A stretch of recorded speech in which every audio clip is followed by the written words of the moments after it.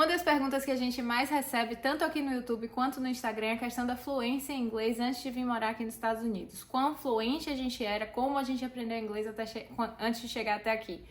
Então, se você tem curiosidade, fica aqui que a gente vai falar sobre isso. Bem-vindos de volta ao De Jaleco nos Estados Unidos. Eu sou Andrei. Marina. E hoje a gente vai falar um pouquinho da nossa experiência com o inglês antes de vir aqui para os Estados Unidos e como a gente fez para se preparar, né, no processo. Exato. E muita gente pergunta a gente aqui no Instagram, como eu já falei, sobre como a gente aprendeu inglês antes de chegar aqui, quão fluente a gente era e o quanto precisa tanto para entrar no processo quanto para trabalhar aqui, né? Sim, acho que a gente pode começar falando da experiência de cada um pouquinho, né? Como é que foi, o quão de preparo a gente teve, né, para começar a residência aqui. Foram experiências totalmente diferentes, a minha e a sua, né? Uhum. Eu tinha uma base maior de inglês antes de começar o processo. Eu sempre fiz inglês, tanto na escola quanto em particular. Meus pais me colocaram em particular desde que eu era muito pequena, 6, 7 anos. Morei fora 3 meses, aprendi inglês, até um ano antes de começar a faculdade de medicina. Quando eu comecei a faculdade de medicina, foram 6 anos completamente fora de inglês, sem aprender inglês, sem ter contato nenhum com o inglês. E, queira ou não, apesar de eu ter uma boa base, eu fiquei um pouco enferrujada, né? Foi. Então, meu início de processo para começar a tentar fazer as provas e vir morar aqui nos Estados Unidos e trabalhar foi com a base boa, mas bem enferrujada, por 6 anos. E no meu caso, o inglês que eu tive, inicialmente, a minha base foi inglês de colégio mesmo, né? O inglês que a gente tinha, assim, nas aulas da nossa grade mesmo, curricular do colégio, né? E aí, além disso, quando eu estava no primeiro e segundo ano do ensino médio, eu fazia uma aula por semana de inglês, assim, fora, mas também era uma parte básica. Então, o meu inglês foi isso aí, que era mais voltado, eu acho que pro vestibular, assim, mais, né? Que era a parte mais de gramática. E assim, o seu inglês, você diria que era básico para intermediário quando você decidiu começar o processo. E aí é isso. Após o vestibular, eu não tive mais contato com inglês, assim, eu não tive mais aula, não fiz nada de intercâmbio ou nada mais. Então, o meu inglês era básico para intermediário. E eu diria que o meu inglês era intermediário para avançado, na época no final da faculdade. Então, quando a gente decidiu começar a estudar para o processo e decidiu vir mesmo mergulhar de cabeça nisso aqui, 6 meses antes da gente terminar a faculdade de medicina. E a gente começou a estudar. A gente baixou os livros, começou a fazer as questões e, enfim, começou a estudar para as provas daqui, e foi quando a gente teve a primeira impressão do que seria. E a gente começou os estudos para as provas aqui, tendo o inglês que a gente tinha mesmo, né? Tipo, básico para intermediário avançado. Mas os 6 anos sem falar nada de inglês. Exato. Totalmente enferrujado. Só sabia ler. e olha lá, né? E olha lá, era difícil. E foi aí que a gente teve o primeiro baque, né? Foi. E foi aí também que a gente percebeu que a gente iria ter que fazer, além dessas provas, a gente teria que fazer os estágios, né? Nos Estados Unidos.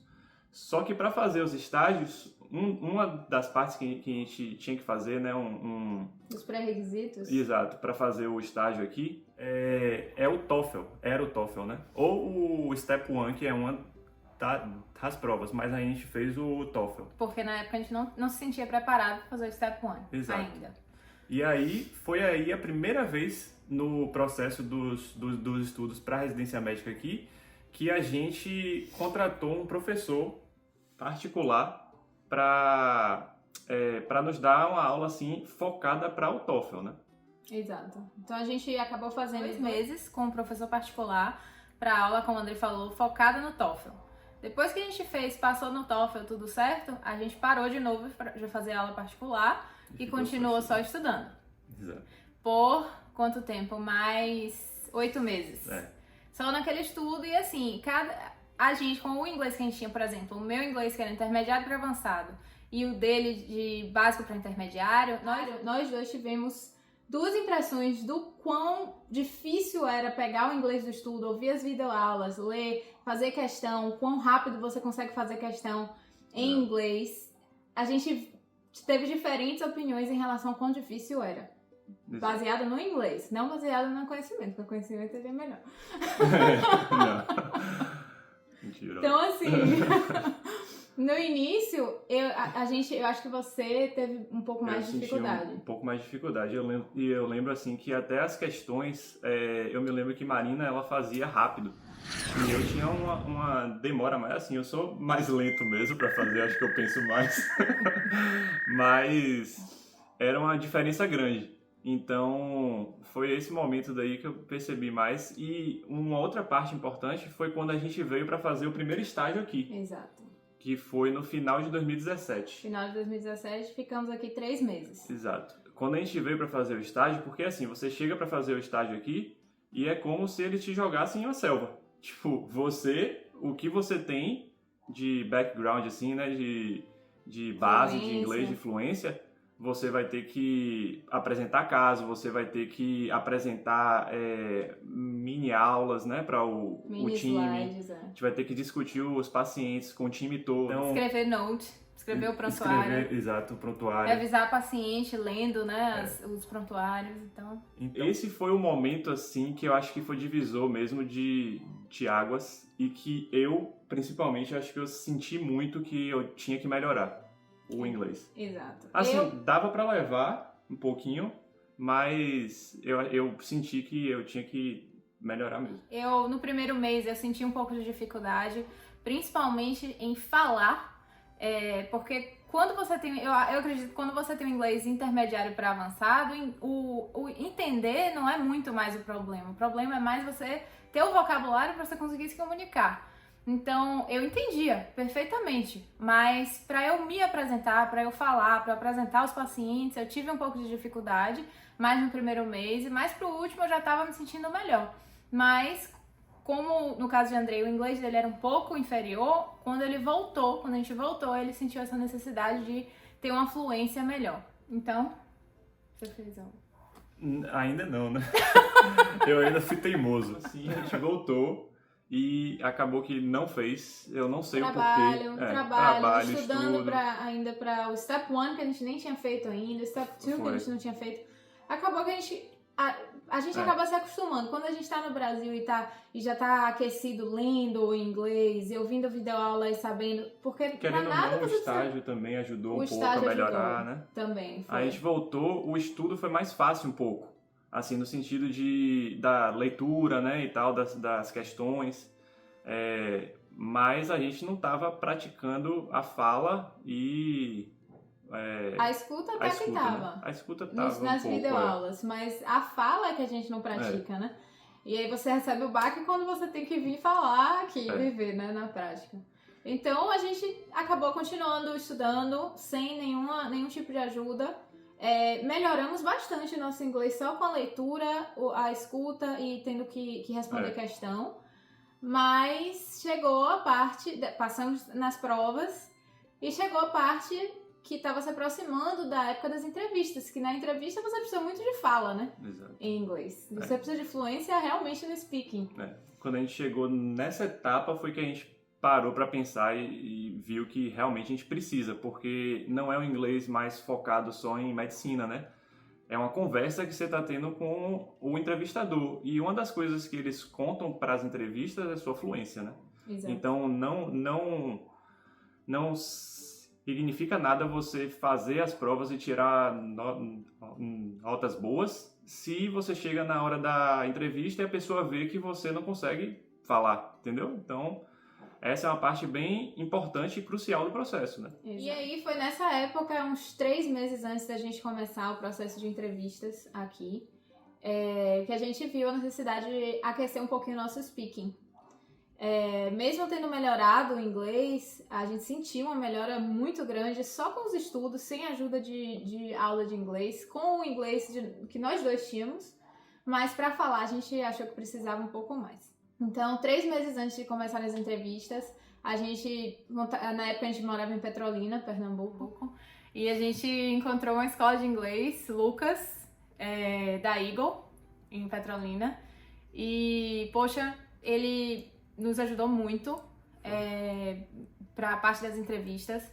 Eu acho que eu fui muito bem nas minhas entrevistas aqui, muito por causa dele, pela fluência, pelos testes que ele foi fazendo com a gente. Exato. Né? E aí eu acho que eu fiz 3 meses só mesmo com ele, não continuei fazendo porque minhas entrevistas acabaram e eu tava naquela fase de espera, né? Exato. E pra mim, eu senti uma necessidade a mais, assim, de ter uma melhora, assim, principalmente da fala, né? Então, o que eu fiz eu fiz um curso, além desse, eu fiz um curso de fonética, né? Para aprender como eles pronunciam as palavras mesmo e tudo, e mais de conversação mesmo, não tão só de foco nas entrevistas e perguntas de entrevista e essas coisas. Foi mais assim eu tive essa parte, mas eu tive a parte de conversação mesmo, normal. Eu acho que foi muito importante, ajudou muito. Então, em relação à nossa opinião do quanto você precisa de inglês, né, do quanto você precisa se preparar, a gente acha que é muito pessoal. Depende da sua base, né, sua confiança com o seu inglês, mas uma coisa é certa, se você está pensando em vir para os Estados Unidos para viver aqui, trabalhar aqui, é muito importante que a partir do momento que você tome essa decisão, você comece já a ter pelo menos 1 vez ou 2 vezes por semana uma aula de inglês focada para o que você quer. Exatamente. Porque isso daí vai ser um diferenciador, assim, né? Vai um divisor de águas para você. Um divisor de águas para você.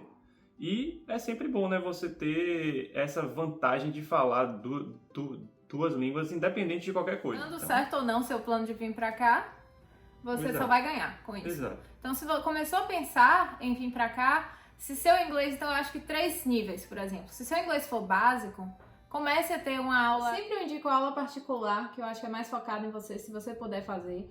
Aula particular 1 ou 2 vezes por semana, como o Andrei falou.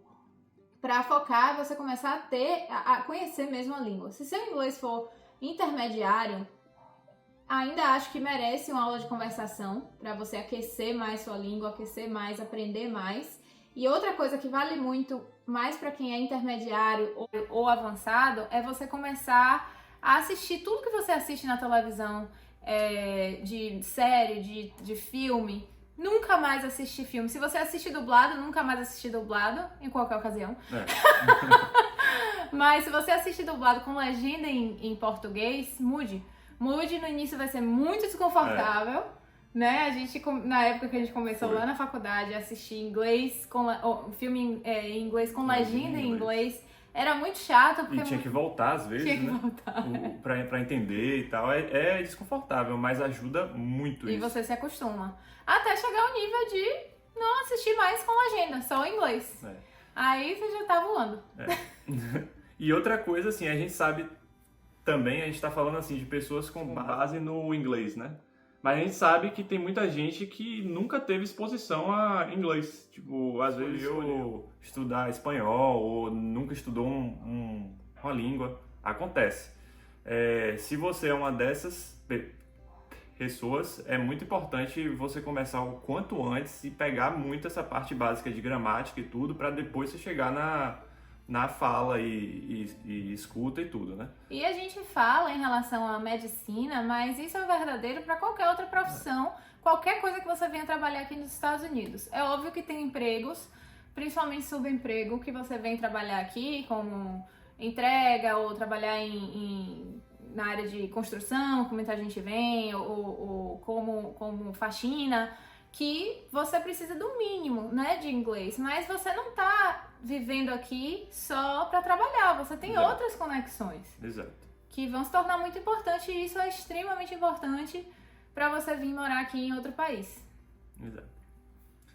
Então foi basicamente isso, a gente queria só falar um pouquinho mesmo do inglês, o quanto que precisa ter para vir, né? E a nossa experiência com isso. Assim, isso foi o que a gente viveu, né? Eu sei que tem pessoas aqui que moram aqui que têm experiências que são diferentes, mas a gente está falando o ponto de vista que a gente tem em relação a isso.